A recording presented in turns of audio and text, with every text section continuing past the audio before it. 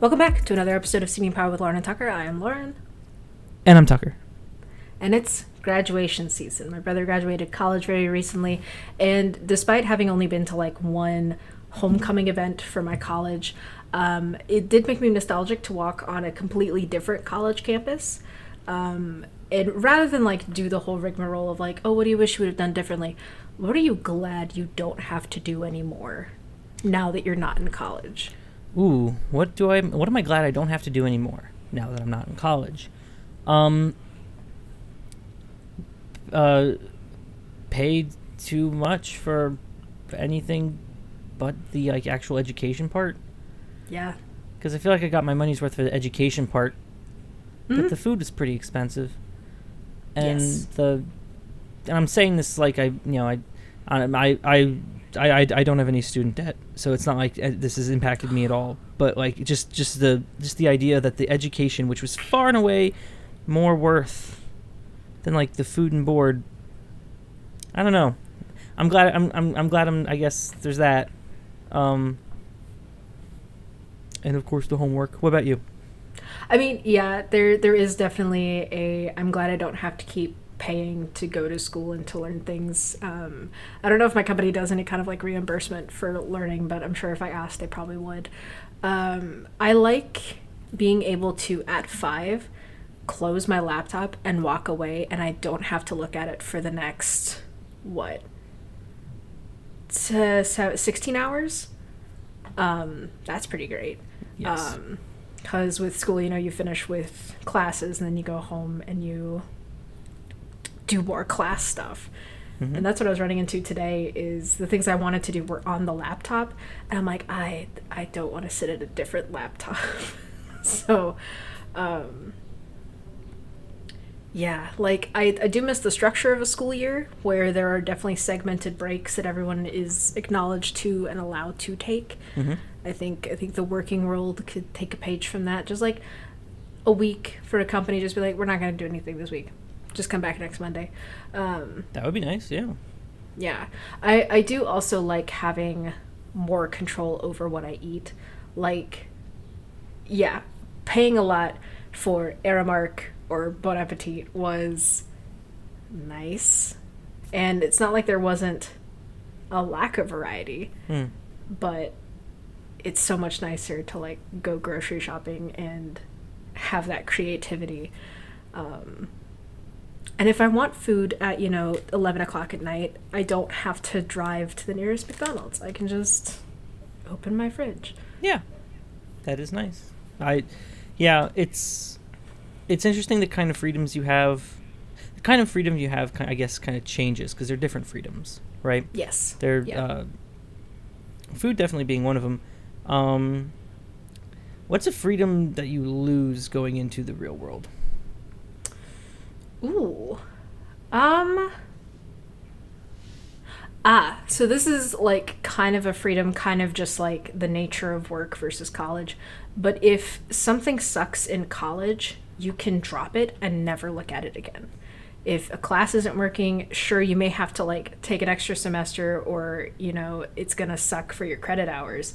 But if I'm doing bad at programming 102, which I did very poorly in the first time, I can just leave. And the prof just gives me that sad smile of like, yeah, that's probably for the best. Yep. But at work, if I'm like, hey, this project sucks butthole, can I just like not do it anymore? They're like, no, because the customer already cut the PO for it. You kind of have to stay on this project until it's done. Yeah, that's true. You do have a certain amount of freedom with like you're certainly working towards a goal, right? And so I guess in that way you can't just kind of go, woo, whatever. But it is a little more flexible with how you achieve said goal. Mm-hmm. Yeah. Yeah. And like our college wasn't big on not attending lectures. I think it was like if you missed 8 lectures, you failed the class. Yeah. But even so, there were still days where I'm like, I don't want to go to class. So I didn't go to class. Mm-hmm. And sometimes it was like to catch up on homework, and sometimes it was just to cut school, and it was kind of cool. And you take your fate into your own hands in a way that feels different in college than it does in the working world. Yes. Yeah, that's very very true. Like, you can't just not. I mean, I guess you could just not go to work one day, and I wonder if anyone would like assume you weren't sick. I don't know. You have to like actually give an excuse. Just give the cough, I'm sick. Yeah. But it is. I would trade that for, being able to just stop at 5, right? Yeah. That's fine. Mm-hmm. That's totally fine with me. I think one of the things that I miss is just the availability. And when I say availability, I really mean the ridiculously low bar for the extracurricular activities. Mm-hmm. Yeah. Like, obviously theater is a good example in a big city, but even for something like, I don't know, intramural soccer. Yeah. And it's the same problem, right? All I want is to play soccer. I don't want to play it well. Not just because I can't play it well, but because that actually takes time to hone that skill and get good. But I want to be around people who are also literally just there for fun. And it is either hard to find or almost impossible, at least in the city. I know maybe in like, suburbs or smaller areas it's a little easier, but I don't know. That's something that's just like, man, what do I do with myself?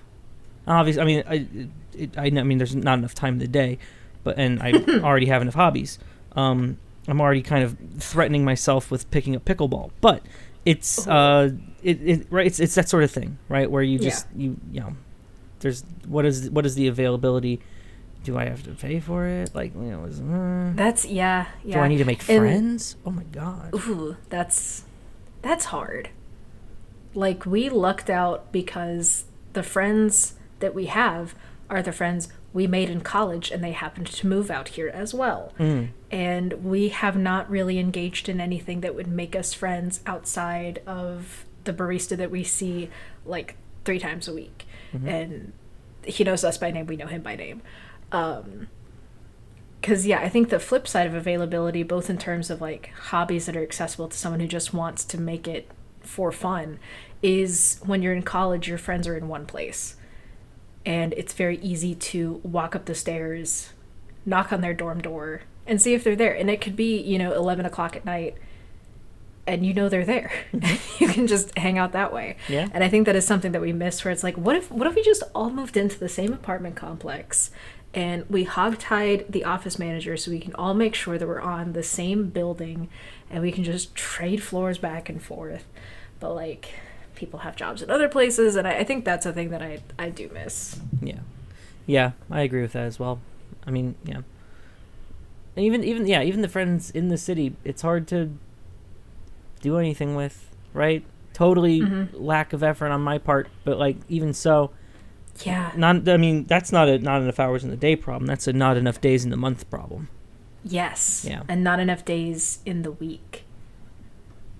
Yeah. Because every day, like, I get up at a reasonable time. I get up at 7 and, do the stuff in the morning, work, get off of work. And by the time we've done, like, dinner and cleanup and just, like, decompressing, it's, like, 8 o'clock. And I'm like, I feel like I've missed an hour somewhere in here. Yeah. And as much as I like to believe in the, work is flexible, you can work whenever, it's not, because if I have to work past 5, that's a nightmare. Yeah. I hate that. But I also can't come in at like 7, do all my work, and be done at 3. Because no one else is around? Might want to, well, because people might want to meet after 3 o'clock. And I'm like, I feel like there's got to be a better way. And I do like that college, there was no structure to the day, really. As long as you showed up for this class at this time, it was fine. And anything else happened whenever. You slept whenever. Was it the best? Probably not. But I think it's a John Mulaney quote. Do my friends just hate me, or do I need to go to sleep? That's the truest thing. Yeah. Yeah. I mean, because then you become an adult, and it's, do I hate myself, or am I just not drinking enough water?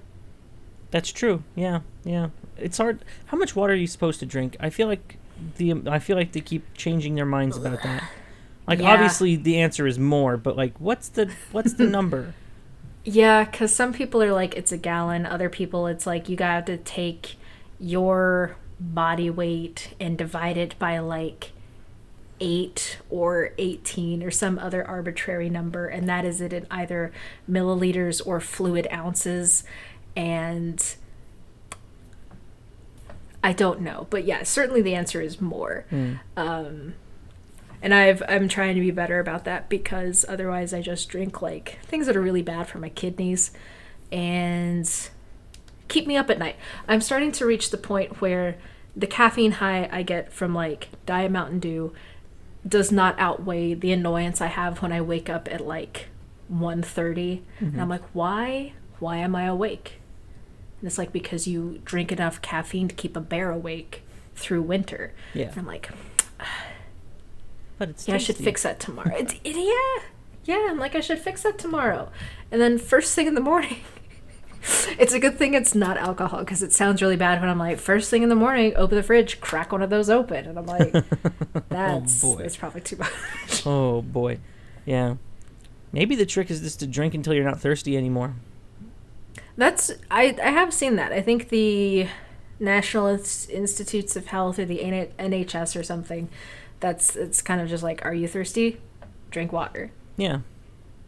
That's just downright logical. Yeah. Yeah. I don't know. I drink water until, like, my pee starts breaking the seventh dimension with its clarity. Like, start to see rifts in space-time. Yeah. Yeah. Yeah. No, that's sometimes my metric too, is it's like, that looks like Gatorade. Probably should fix that. Yeah. Shouldn't be blue like that. Oh. Oh my. That's odd. I wonder if that's possible. Is there something that your kidneys can't filter out that is blue? I don't know. I feel like research has to be done. Designer pee. Well, no, I'm thinking of something else. Because like with other excrement, it does change color depending on like what it is, but that's just because it can't do anything with it. It just turns into waste. Yeah. And I was like, yeah, if you eat beets and then you check like X number of hours later, and I'm like, wait, no, that's a different thing. We had black fortune cookies, which were super cool because they weren't fortune cookies, they were misfortune cookies. Oh. That turned stuff green, and that was definitely like, what? Yeah. Yeah, that makes that. Yeah, that's probably. I mean, there's probably so much dye in those cookies. So much. That just goes straight through. So much dye. I wonder if the kidneys are just so good at filtering it out, it will filter anything out. Because the kidneys are good. They are like. They are. Yeah. That's why failure is such a big deal, and it's one of the like telegraphs of, oh, this person's gonna die, is their kidneys are failing. Oh yeah, yeah. It's which is wild that you can survive without one. Yes, you can. I'm trying to think. I think they start thinking about dialysis. My mom got down to 13% kidney function before they're like, maybe we should put you on a metal kidney, and then. But what's really fascinating is, and it makes sense why they don't, when you get a new kidney, they don't take the old ones out. You just have 3 kidneys. More kidneys? Yeah. Which makes sense because your kidneys still work a little bit, right? So if you enter rejection, you still have those kidneys, right? And I don't know, I mean, my mother's case of renal failure, obviously, it wasn't the worst, right? There are people whose kidneys just straight up stop working, but hers still worked a little bit. And she was only put on dialysis simply because they were just not working enough. And when she got her new kidney, she's small. She's very small. And like you can tell she has a third kidney, but like it's they wouldn't take the other ones out. because that's just more risk than in a incredibly major surgery than you really should take, I guess. And while that does come with additional pain, it far outweighs the negative effects of dialysis, because dialysis is rough. It is brutal. So, but the fact that you can get by with like 15-20% of kidney function is insane. They're so efficient that they can just do that and still clean everything. Bananas. It is. The human body is bizarre, and the fact that like we have so many like medical things that both work and don't work is wild to me. And just the way things survive and endure is really cool. Yes, it is. And it's interesting trying to like how were humans naturally selected out? How were they? Because they're for all of the cool biology that has led to humanity. I mean, kidneys are just kidneys, right? I'm speaking very, very. It's not very clear. It is very clear that I don't know what I'm talking about, clearly. But like a lizard's kidney, is it vastly different from like in terms of the nephrology of it? Does it work the same? Have kidneys remain unchanged throughout taxonomy? What was the first thing to have a kidney? And also, this is the hard part. What is a kidney? Because every organism has to have something that cleans its transport system, right? Right. And the human body has several. It has the kidneys, has the liver, pancreas to an extent, I believe. No, I'm sorry, the spleen. I think the pancreas just does insulin production and some other stuff, but the spleen, I believe, actually cleans blood another way from the liver. So, like, what like is the minimum that you could consider to be a kidney-like thing? Is in mammalian cells, isn't there a structure that will do it? Something that cleans the cytoplasm, which is basically the blood of the cell. That makes sense. I also don't remember any biology. Okay, let's look it up. I don't remember any of the I know some of the organelles off the top of my head, but like what does the Golgi apparatus do? Organelle list and functions. Tell me more. Okay. Study.com. Sure. Oh, no, I don't want to. Okay. Okay. The nucleus stores genetic information. Ribosomes make proteins. The plasma membrane separates the cell from the environment. The endoplasmic reticulum makes proteins and lipids. The Golgi apparatus sorts proteins. The lysosome breaks down unwanted material. That's probably it. The mitochondria makes energy for the cell. Some might say it's the powerhouse. Chloroplast makes food in plant cells. Vacuole stores water in plant cells. Vesicles ships materials around the cell. And the cell wall, cytoplasm, and the cytosol. So whatever clears the cytoplasm, and it looked like the lysosome is the analogous kidney of a single cell. Breaks down unwanted material. Is that what the kidney does? Maybe.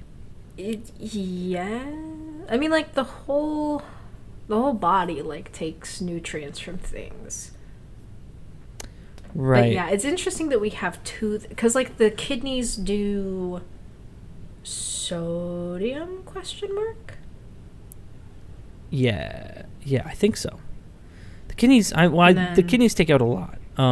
Yeah, because that's what always gets me about like those things that are like, oh, here are detox teas, and it's like we have at least 2 organs at a time filtering those out. Their whole bag is that. Okay, let's see. So membrane-bound organelle found in many animal cells. They are special vesicles that contain hydrolytic enzymes that can break down many kinds of biomolecules. Has a specific composition, both of its membrane proteins and luminal proteins. Let's see, it's a little acidic. It's optimal for the enzymes involved in hydrolysis, analogous to the activity of... Oh, it's analogous to the activity of the stomach. It says it right in the Wikipedia. Yeah, that makes more sense. Because it's acidic and it breaks things down. Okay, yeah. Okay, well, since Wikipedia is our Bible here, I'm just going to type in the word kidney. Here we go. Is there a history? The history of the kidney. Development, function, clinical significance, other animals. History. Okay, this is about... born in 1377 with the invention of Gatorade. Let's see. Kidney stones have been identified and recorded about as long as written historical records exist. So that's cool. The urinary tract, including the ureters, as well as their function to drain urine from the kidneys, has been described by Galen in the 2nd century AD. Okay, what about other animals? Okay, this just... In the majority of vertebrates... I don't care about vertebrates. We want something older. Reptiles, broadly linear. Birds have large, elongated kidneys. Evolutionary adaptation. Kidneys of various animals show evidence of evolutionary adaptation and have long been studied in ecophysiology and comparative physiology. Kidney morphology. Oh no. Often indexed as the relative medullary thickness is associated with habitat aridity among species of mammals and diet. Okay. Yeah, so depending on how arid the climate, that determines the function of the kidneys. The kidney... Oh, okay. In most primitive vertebrates, the hagfish and lampreys, for example, the kidney is unusually simple. It consists of a row of nephrons, each emptying directly into the I'm not even going to try to say that. Into a duct. Invertebrates may possess excretory organs that are sometimes referred to as kidneys, but even in amphiosis, these are never homologous with kidneys of vertebrates and are more accurately referred to by other names such as nephrida. I don't know why I mean. Okay, all right. So invertebrates do have kidneys. They're similar, and the Wikipedia article on that is much shorter. So, because, like, maybe it's a warm-blooded, cold-blooded thing. Yeah. Except invertebrates aren't necessarily... I don't know if invertebrate or vertebrate is determined by reptile or non-reptile, or if that impacts anything, and I'm not going to say anything. Even though I know that saying the wrong thing is the fastest way to find out what it actually is. The difference between vertebrate and invertebrate is the presence of a spinal column. Well, yeah, that I get. So, but I don't think there's any correlation between hot blood and cold blood. I don't think. Actually, see, I would have been a great scientist in the 16th century. Because I'm just asking questions. And I'm having to wait for things to die so I can dig through their bones and see, was I correct? That's really how a lot of science is done, yeah. The wealth of knowledge at my fingertips. Mm-hmm. Dead But also there's just nonsense out there. I don't want to look up something about, like, the adrenal glands and kidneys and be like, oh, here's a fact about kidneys. You can use them to cure sausage. I'm like, great. Sold. We'll take it. I'll have several kidneys, please. It's also just so fun to say. Kidney. Kidney? Yeah. Yeah. Kidney. Yeah. So, that's interesting that... I mean, I guess it makes sense that even invertebrates need something to clean their blood. Like, what does the kidney of a mosquito look like? Kidney, right? Like, yeah. Have people dissected mosquitoes? Probably. Sounds difficult. Yes, it's difficult to dissect when you get down that small. The smallest thing I've dissected is a worm, and that was conveniently, like, basically freeze-dried. Because when it arrived, it was very plasticky. It had already been drained of all of its fluids, so we wouldn't have been able to do much with the kidneys. I don't think it had any. Any kidneys. Interesting. Yeah. Well, what does it have to clean? Just everything it eats. Dirt. Yeah. Maybe not everything needs kidneys. I mean, That's an obvious answer. Mm-hmm. Biology, man. That would make for know. good, like, that'd make for good, like, body horror, where it's just organs go missing within something, which I guess is just Dark Harvest from Invader Zim. Ooh. Yeah, That was a good episode. Mm-hmm. All of Zim is good. It is. Weird as hell, but it was very, very good. I still think of the Santa Claus song. Oh, I'm not familiar with that one. Look down before the power of Santa, or be crushed by his jolly boots of doom. Oh. Yeah. I can get behind that. Mm-hmm. Didn't they just make a new one recently? They made a movie, I think it came out, like, gosh, 3 years ago at this point, maybe 4. I haven't seen it yet. I've been meaning to see it. I think they're making some, because they did that to Rocko's Modern Life as well. They've been making, I think, just movies. Oh. Yeah.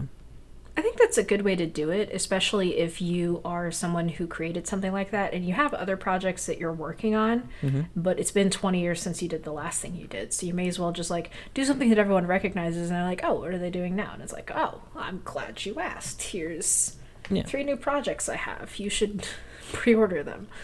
Exactly. Yeah. It's a good way to cash into the nostalgia without trying to resurrect something that's been dead for 20 years.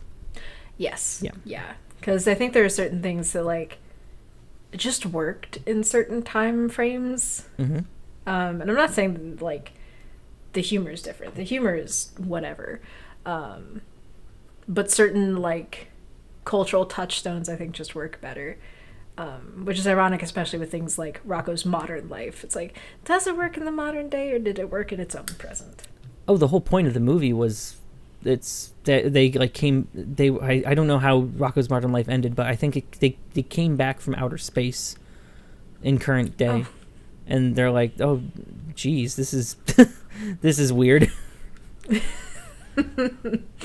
Yeah, it was pretty good. It was pretty good. But I feel they haven't made one for what's the other one? It's Rocko's Modern Life, Invader Zim. What's Cat Dog? They haven't made a Cat Dog one, and I wonder why. I wonder what happened to Cat Dog. I don't know if this is a leading question to introduce the concept of John Kay, but I do not know why Cat Dog has not re-entered the zeitgeist. Who's John Kay? John Kay, I believe, was more behind Ren and Stimpy than anything. Oh. Basically, Dirty Rotten Creep, and rest is history. Yeah. The man who made Ren and Stimpy is a dirty, rotten creep? Who would have... Yeah. Yeah. Shocking. I know. Ren and Stimpy is pretty good, but I wouldn't be shocked if... Yeah. Yeah. The animation was so unsettling to me. And I love animation for its ability to be kind of uncanny, which is why sometimes I'll go through, like, Meat Canyon's backlog. Yeah. And very similar in style, yeah. There's something very just, like, viscerally unsettling. It's really cool. I watched a video about this stop motion film called Mad God. Oh, and it had yeah. kind of, yeah. I love how wet it all is. That took them forever to make, yeah? Oh, yeah. Yeah. Yeah, stop motion takes forever. But I was like, I had heard about Mad God and how it was, like, scary. So I looked through, like, I was reading the parent's guide because I was like, if I were to watch this, what am I getting myself into? Which is what I usually like to do when I'm like, this film intrigues me, but I've seen the content warnings and I've seen previews and I'm like, will this give me nightmares? But I was reading for Mad God, and just some of the descriptions of, like, oh, their characters getting electrocuted so much that their guts fall out of their butt. And I'm like, oh. Okay. Great. And then in the review, I saw that scene and I'm like, that is exactly what's happening. Yeah. And yeah, it's so wet. And I think that's when it's made out of, like, clay or cloth or any kind of puppetry, once it gets wet, that's when it crosses into a sort of uncanny valley, because it feels so tangible when you can see the light reflecting off that kind of sheen. Yeah. Yeah.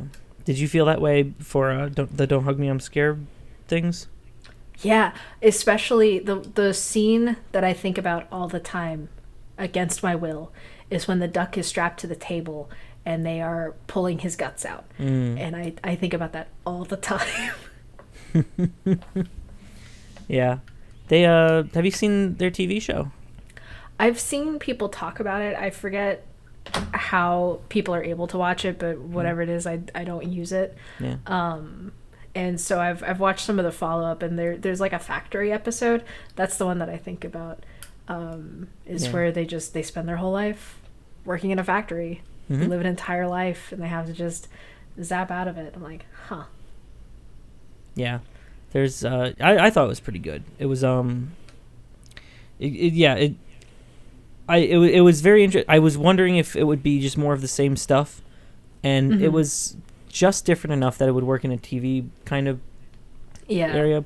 And I'm glad they only made 6 of them. They might make more. I don't know where they would go next, because I'm not sure the concept they ended on. I'm not sure if that is like, if they can continue to use that. But yeah, it's definitely worth watching. It's also not very long. And I wonder if they're going to make more. But they had been working on that for a while, like through multiple Kickstarters. They've been teasing it for a while, and it took them forever to actually produce. But they finally did it. Yeah, and stuff like that is really cool. I like watching people who have a project they clearly care about getting to put it together. Because I think the passion and the love for it really shows. And the fact that they had a successful Kickstarter and it didn't just turn into like a cash and run grab. Yeah. That's a miracle in and of itself. Yeah. And I can't imagine making those puppets and getting the actors and the puppeteers is awfully easy. No. Yeah. Not at all. But and it's a lot of wet puppets in that one. Every once in a while there's a wet puppet. Just sounds wrong. A wet puppet. Wet puppet just sounds either like some sort of street name for a drug. Yeah.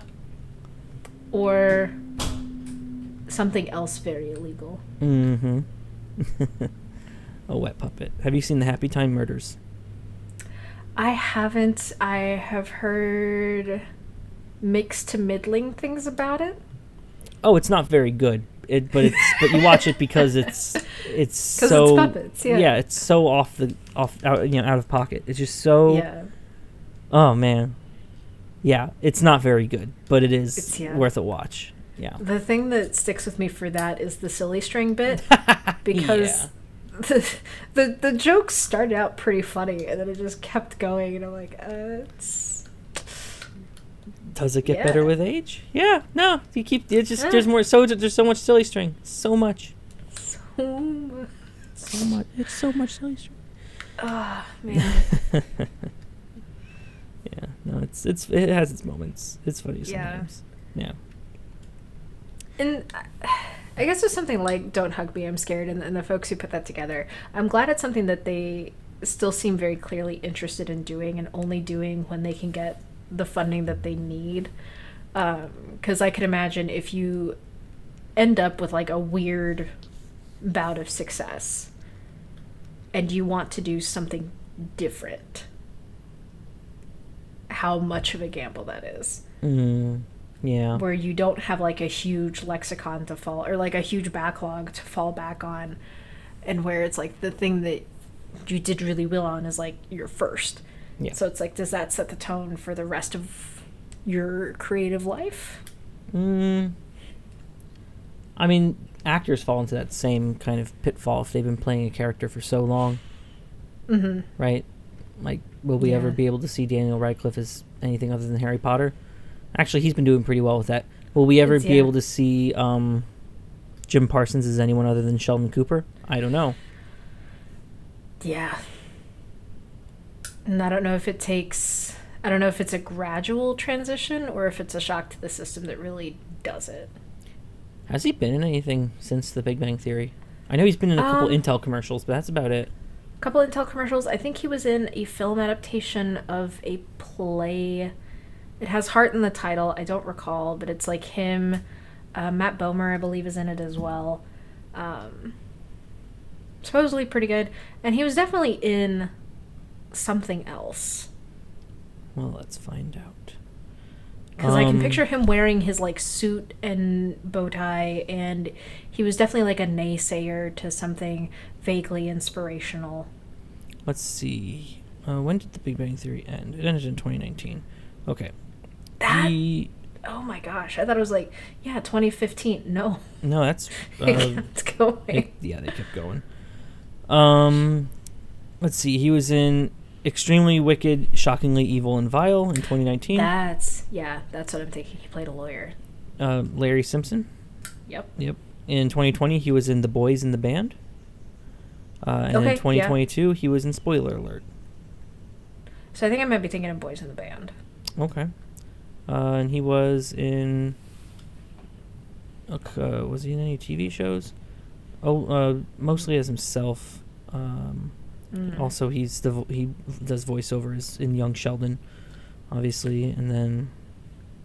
Yeah, once you ascend to that kind of plane of recognition, they really just want you to voice yourself. Like, I'm Jim Parsons, or I'm Sheldon Cooper, you know? Yeah, I think a lot of people who have ascended to that plane have kind of that's what they do, especially in things like The Simpsons and Family Guy.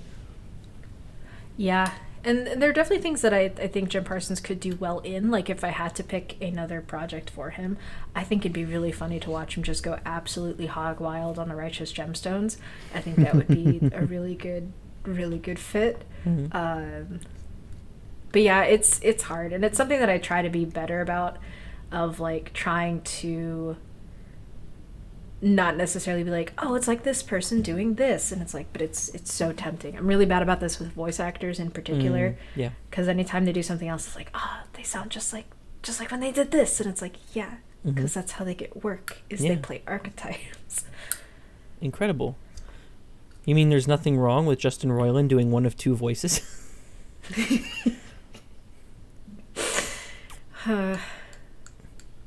Rick and Morty existed on such a weird horseshoe. Yeah. Yeah, like I think it definitely hit its stride there for a bit, where it was really cool to like the show. Mm-hmm. And I don't know where it ended up, because I think it still has like one more season that I'm very curious what they're going to do with it. You and me both. I did see one, I think they either used AI or just people who were really good at impressions. Mm-hmm. And I do not recall who they had as the Rick analog, but they had Kristen Schall's voice as Morty. Mm-hmm. And that was actually pretty good. Yeah, I could see that. It's I feel like there are plenty of people in the world who can make those voices. So many. And again, you go back through his back catalog, and everyone sounds like either Rick or more often Morty. Yes. He only has the two voices. Mm-hmm. Yeah. I mean, if you can make a career off just doing two voices, that's something. Yeah. It sure is. But I'm trying to think of, like, you know, are there like actual voice actors who only really do one voice? Who plays Jerry? That aren't celebrities? Who plays Jerry? Chris Parnell. Yeah. Every time he's used for his voice, he's used for his voice. Yes. Which I think might be different. Because I think it's kind of the point. Yeah. Because you want a Chris Parnell type, so you get Chris Parnell. Yeah. Which is, I like his voice. I like seeing him pop up in things. He played the president of a homeowners association on Last Week Tonight, and was just perfectly diabolical there. Yeah. Who's the guy who does Fry and Bender in Futurama? He's like an actual voice actor, and he can do pretty much anything. Is that Stephen Bloom? No. No. No, it's Joe something. I want to say Joe DiMaggio, but that's wrong. Yeah, John DiMaggio is Bender. Okay. Is Fry someone else? Yes. Who's Fry? Oh, Billy West. Billy West. Duh. Billy West can do pretty Duh. much anything. Yeah. Yeah, it's My Billy West. one thing is I know voices, and then I don't know Billy their West. names. Yeah. Yeah. Oh, yeah. Fry is also Farnsworth and... Oh, okay. Yeah. That's who I'm thinking of. Zoidberg. Zap Brannigan. Oh, that's right. Yeah. Zap Brannigan was supposed to be Phil Hartman. Yeah. Well, it's yeah. That's just voice acting, I guess. I don't know. The trend has been increasingly towards, using actual celebrities as voice actors. And it's like, why? Sometimes it's fine. I know the Mario movie is like the big zeitgeist example to use lately, and I do think it's really funny how people were like ragging on Chris Pratt for sounding like Chris Pratt, but they're like, Charlie Day, don't change a thing. Yeah. What you're doing is perfect. Oh, for Toad, right? Luigi. Oh, okay. I haven't seen it yet. I want to see it. I've only heard good things about it from people who actually care and actually saw it. It's I did see something in movies recently. Like, actually went to a movie. Ooh. Beau is Afraid. How was that? I was with two other people, and we all had different opinions. Mine was an immediate 5-star. I loved it. Out of 5 or out of 10? Out of 5. It was so good. It was so good. It was really long, but it never ended. And the whole thing was an anxiety nightmare. And it was it was and people were calling it Ari Aster's funny movie. Yeah. I mean, it was, right? But it was so good. And then, there were some of my friends are like, I like the middle part, but the rest of it was just kind of From what I understood, it was like the funny movie, but it was also just very overwhelming. Did any of your companions see it negatively? I mean, kind of, just in the fact that they, didn't understand it, and it just kind of ends with that resolution, which is kind of the point. And I think if I had gone in with the knowledge of, or I think if any of us had gone in with the knowledge that it was originally an Ari Aster short film about and I guess this is what the movie is about, but it's never really made clear. But it's about a man whose worst anxieties always come true no matter what. That is what the movie is.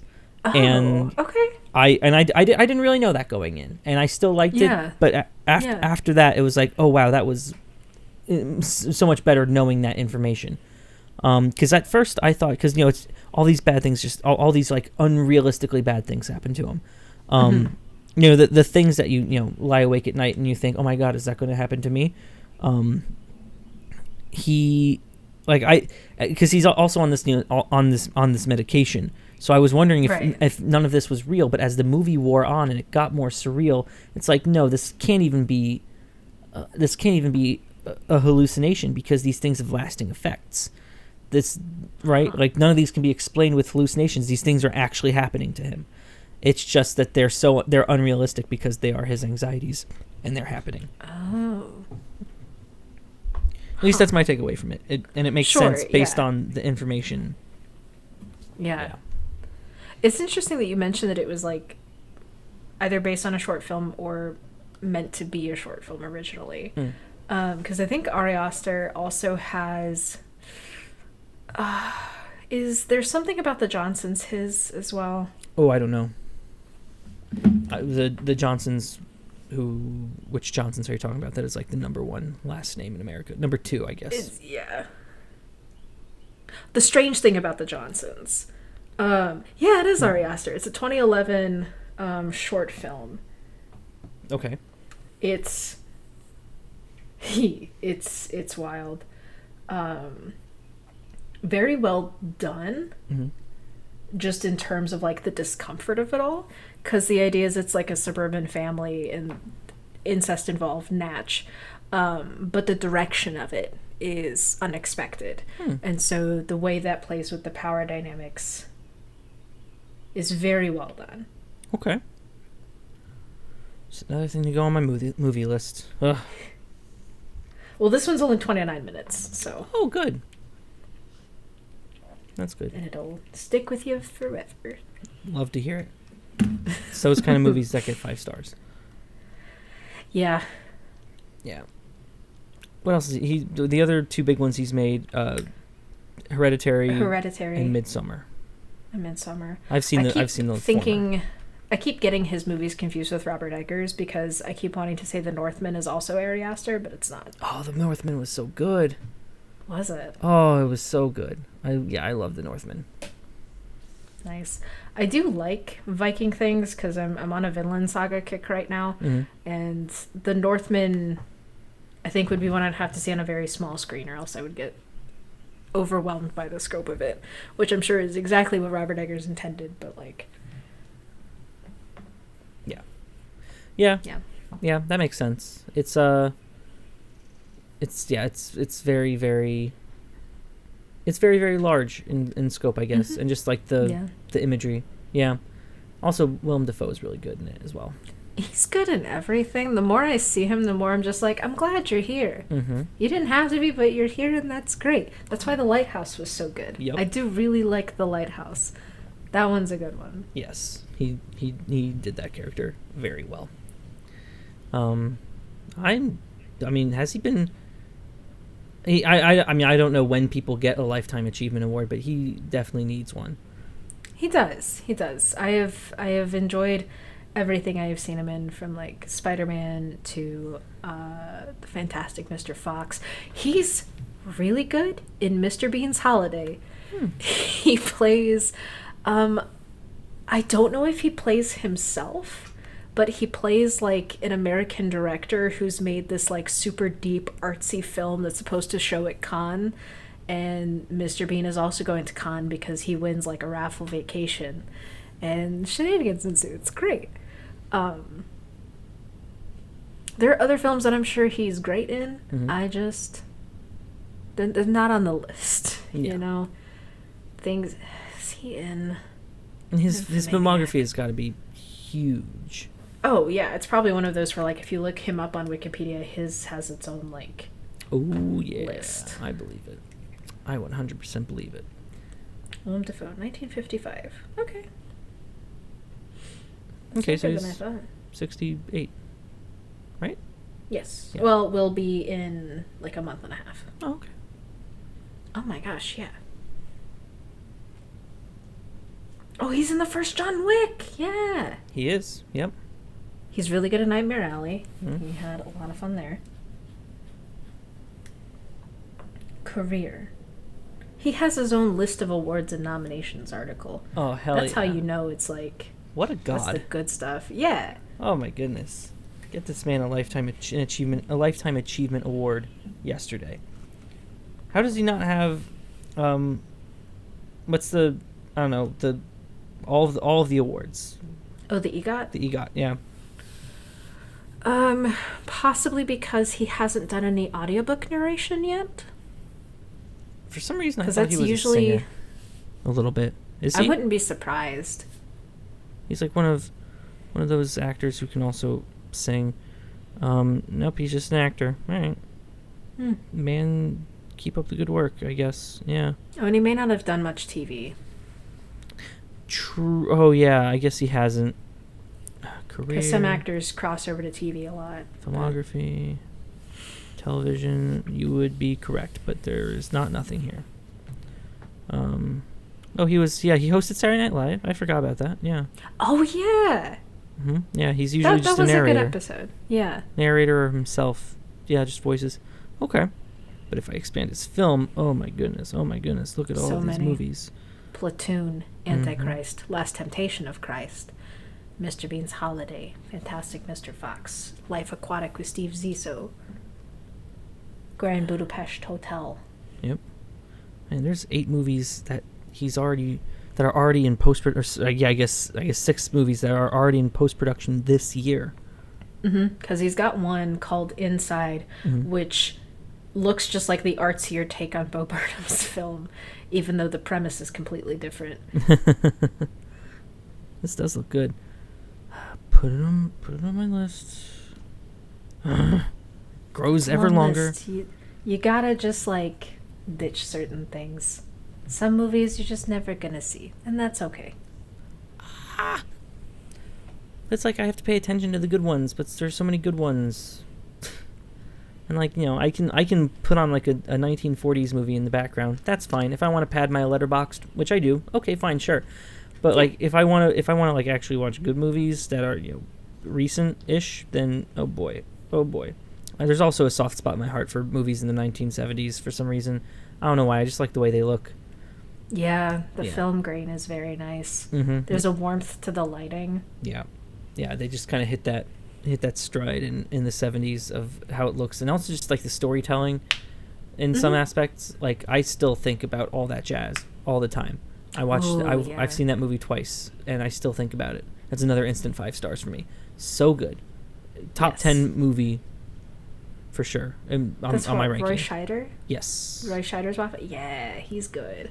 He's very good. Yeah. That was a... Ooh, and the reason that it might be, I don't know how you feel about the films from the 1960s, but like through the 50s and 60s, movies just got bigger and bigger and more of a spectacle. And so like the 70s hit and there was just no money for movies. So it got back to a very much like close, quiet, intimate, low budget, high emotional investment way of making movies. Well, I think All That Jazz has both.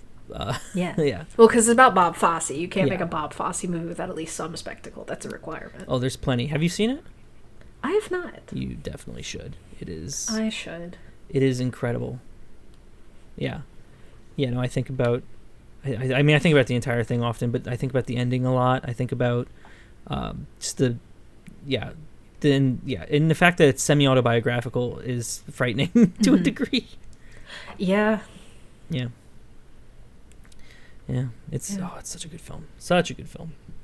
That is the thing that continues to fascinate me, is how no matter how many like stories about artists we get, there's always one out there that'll like hook us again. And I think that's really cool. Yep. Yeah.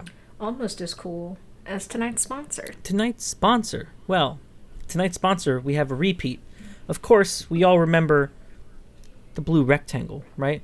Well, the blue rectangle has started to move a little bit, all on its own, in a very violent fashion, and I'm starting to get concerned because it just had another 50 strapped to it. It hasn't left my desk, but another 50 has kind of just precipitated on top of it, and so I wonder where it's getting the money from and where it's trying to go. Oops, wow, where it's trying to go. See, it's already trying to like destroy my room.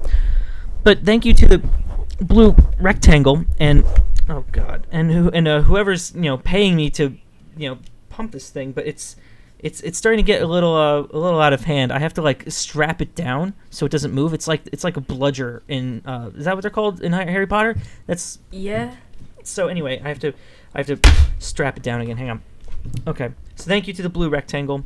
I don't want to know what you evolve into next, but I have a feeling we're going to find out because it's just getting more and more, shaky by the day.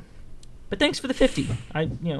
It goes to, the podcasts like this. In fact, specifically this one, because you are, here, and we appreciate your sacrifice, Blue Rectangle. Blue Rectangle. We love having continued partners of the show. Yes. Blue Rectangle screwed up my microphone. Thanks, Blue Rectangle. No. Yeah. Well, it's a good thing they're sponsoring the show so they can get us a new one. Exactly. But that brings us to the bottom of the pile, and this has been another episode of Steaming Pile with Lauren and Tucker. I have been Lauren. And I've been Tucker. And we will see you all next time.